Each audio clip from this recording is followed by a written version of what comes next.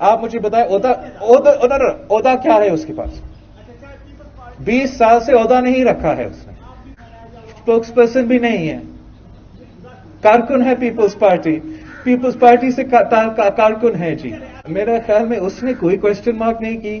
آپ تو نون لیگ کے عہدیدار کے سٹیٹمنٹس کو اس طریقے سے نہیں چلاتے ہو جس طریقے سے آپ نے میرا کارکن کا، وہ بھی لیاری کا کارکن کا آپ نے سٹیٹمنٹ چلایا، اور لیاری کا کارکن کا کیا پتا آزاد کشمیر کے بارے میں؟ آپ لطیف اکبر صاحب سے پوچھے، آپ راٹھور صاحب سے پوچھے، جنہوں نے دن رات نہ صرف اس الیکشن میں مگر 5 سال نون لیگ کی حکومت کا مقابلہ کیا، 3 سال اس کٹپتلی حکومت کا مقابلہ کیا۔ میرے جیالوں کا خون پسینہ کا محنت کا نتیجہ یہ ہے کہ تاریخی دھاندلی کے باوجود، تاریخی پیسہ کے بانٹنے کے باوجود، پاکستان پیپلز پارٹی نے 11 سیٹیں ایسے لیے ہیں کہ ہم نے ان سے یہ چھینے ہیں۔